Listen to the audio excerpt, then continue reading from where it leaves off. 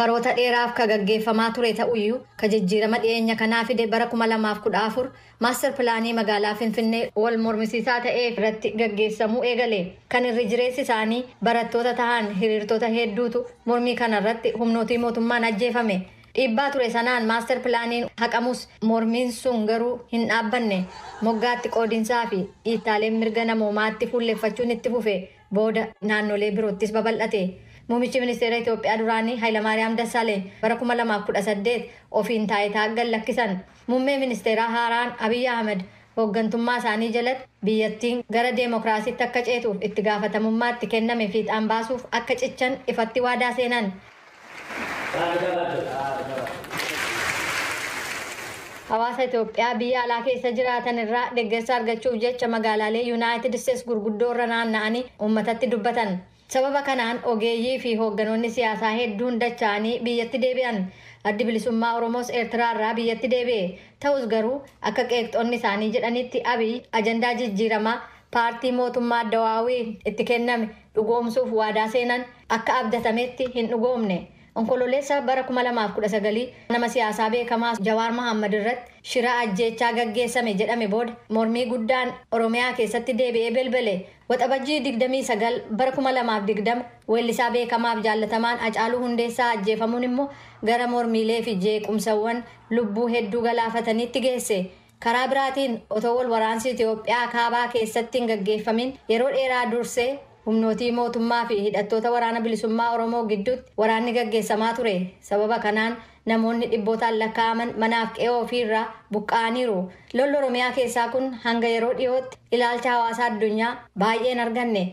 Ministiriin Dantaalaa Yuunaayitid Isteets Aantanii Bilinkan bulchiisa naannoo Oromiyaa keessatti tasgabbii dhabuun itti fufee jiru xumura itti tolchuun barbaachisaa ta'uu irratti muummicha ministeeraa Abiy Ahmed wajjin mari'achuu isaanii ibsi waajjirri isaanii amajjii darbee baase ni agarsiisa. Ergasii asis humna hidhatee Oromiyaa keessa sossoo'uu fi mootummaa gidduutti mariin nagaa jalqabamuun yeroo jalqabaaf mul'achaa jira. Gaafiin sagantaa kana ittiin jalqabnu sin hundumaa fi waan amma dhaggeeffanne kanarraa kaatanii biyyattii keessatti nagaa waarawaa dimokiraasii waarawaa fiduun maaliif ulfaate? Haala amma jiru wajjin wal qabsiistanii odoo nu ibsitanii adda seenaa sinirraa hin jalqabu. Galatoon tekst asitti argamu kiyyaa fi affeerraa kanaaf. Olaallee jennee waggoota keessattuu 10 takka of duuba deebinee olaallee jennee bara 2013 waggaa 10 jechuudha. Yeroo jalqabaatiif Oromiyaa miidiyaan banamee uummata Oromootiif kan duri Oromoon ija ollaa kanatti argu fageessee arguu jalqabee jechuudha. Haa ta'u malee achi duuba hoodaamnee bara 1990 laallee jijjiiramni dhufee Oromoo darbe.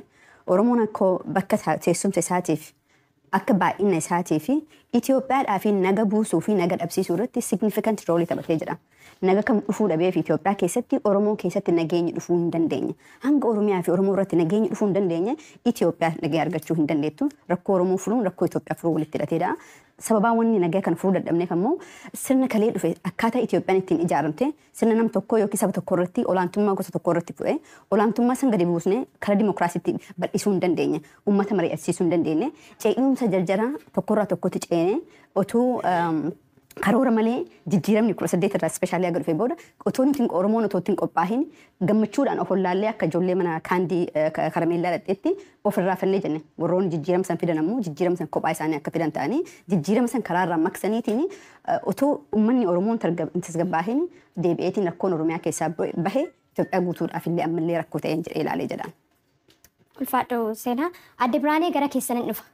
Haala amma jiru kana amma biyyattii keessa haala jiru akkamitti ibsitanii rakkoon bu'uuraa isinoo maali jettu? Haalli amma biyya keessa jiru kan darbeerra wayyaa qaba jechuun waggaa kunnan darbee hoolaallee qabsoo keessa turree qabsoo keessa baanee injifannee injifannoon keenya immoo ammas gara isa waggaa 5 kana keessa hoolaallee waggaa calqabaa haga tokko ho'a keessa turree waan waliin hubanne tokkotu jira. San booda waraanatti cahee waraana hammeenya addunyaan irratti hirmaatedha. Sana keessaa bahee araarri bu'ee moo gara tasgabbiitti adeemaa jira. Haa ta'u kan ammas keessaan hafe yookaan immoo waan dhabdeetti tokko waan dhabee qabne xiqqoo rakkoo keessa jiru hin jira. Kan darbeen hoo laallu garuma ifatu natti mul'atanan.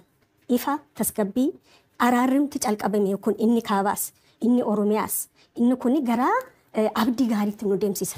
Egaa qalaa'insi jireenyaa nagaa dhabuun kun inuma jira gara fuulduraatiifis jiraachuutti mala kun kan addunyaas ilaallatutu jira kan keessaanis immoo rakkoo bar'eeraa aalamee bubbu'ee dhufe kanatu jira. Sun akkuma jiru ta'etti an akka Birhaaneetti abdii nagaa tasgabbiitu natti mul'ata. Yeroo gabaabaa keessatti keessattuu sama naannoo Amaaraatti ka'e kana yoo tasgabbeessanii gara nagaatti akka biyyattiin ceetu abdiin qaba. Hayyee ulfaadhaa. Dooktar Milkeessaa waanuma wal fakkaate irratti sinoo maal jettu? Ani gaafiin Oromoo gaafiin warraaqsi uummataa gaggeeffamaa ture gaafii biyyattii gara dimokiraasiitti ceesisuudha ture.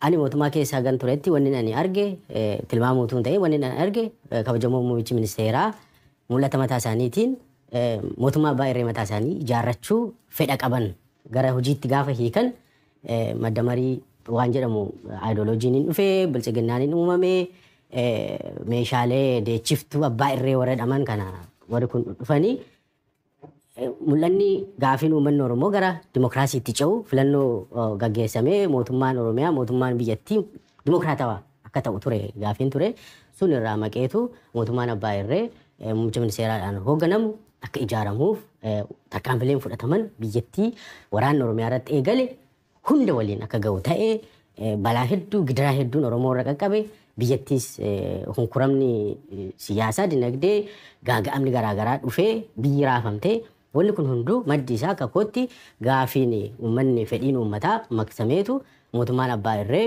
muummicha ministeeraa kabajamoo dhaan hoogganamu akka ijaaramuuf namoonni tokko tokko abiyyi kiraasii yookaan abichuu kiraasii jedhu waan akka kana akka hundaa'uuf personaalii muummichi ministeeraa masaraa keessaa reeffa kubbaa jedhanii waan amananii fi personaalii sanattis waan haasa'aniif annan beeka kana haasaa tilmaamatu hin ta'ini gama sanatti abdii anis kutadhe kan hin kiyaabeefu kanaafi wannichi abbaa irree ijaaramuutti waan ce'eef balaan kun dhufe. Hayyee bal'inaan egaa kanatti hundatti deebinee mari'annu ta'a ulfaadhaa Dooktar Milkeessaa sin hundumtuu ulfaadhaa gaafiin itti aanu warra karaa iskaayipiitiin hirmaatan laallata. Obbo Nageessaa rakkoo amma Oromiyaa keessattis ta'ee akka biyyaatti Itoophiyaa keessatti mul'ataniif sababni garaagarummaa siyaasaa baroota dheeraa kuufamee yaadni jedhu bal'inaan dhagahama. Kun amma dhugaadha. Dhugaadha jettanii amantanoo ta'e fallisaa maali? Aadaa abbaa irrummaa aadaan yeroo hedduu aadaa waraanaatu jira. Waraanaan waa hundaa to'achuu waraanaan waan hundaa walii baafachuu keessattuu kaaba Itoophiyaa ilaaltanii jiraatan bara dheeraa sirni mootii sun immoo waraanaa walii baafata. Sanuma dabalatee aadaan sun immoo haga moodan Itoophiyaallee uumamtee dimokiraatik kallattii mootummaa fi warra oppoozishinii keessa inni fi biyya sanillee keessa aadaa dimokiraatawaa jira jechuudha. Faallaa dimokiraasii wanni kuni miidiyaalee illee olaanaa jettee aadaan marii hin jiru. Aadaan yaada faallaa walii dhageeffatanii wanni jechuu hin jiru. Irra caalaa yaada ofii my way or highway yaada ofii qofa gartuu ofii qofa dhageeffachuu yaada ofii qofa promoot godhachuu yaada faallaa ta'e akka diinaatti ilaalu yookaan namoota yaada faallaa qaban akka diinaatti ilaalu dhabamsiisu balleessu yookaan yoo kun immoo miidiyaalee illee ta'e akkasii hunduu gurmuu ofiitii fi namoota yaada isaanii promoot gochuuf qofa waliin haasaa malee yaadota garaagaraa walitti fidanii wanni jedhu tolereet wal godhu akkomodeet wal godhu fakkeenyaaf ilaalcha siyaasaa akkuma amma ilaalcha amantii namni amma as jiru kun amantii garaagaraa qaba garuu wal danda'ee waliin jiraata. The same way siyaasa irratti biyyi hunda keessa biyya addunyaa kanaa hunda keessa ilaalcha garaagaraa jaarmiyaa garaagaraa siyaasaa dhaabatanii warri wal falmanii jira. Tikeetu malee akka diinaatti wallaalanii waliin fidhan bakka baay'ee biyya especially gara demokiraasiitti deeman keessatti jechuudha. Akkuma amantii wal dandeenyu san ilaalcha siyaasaa wal danda'anii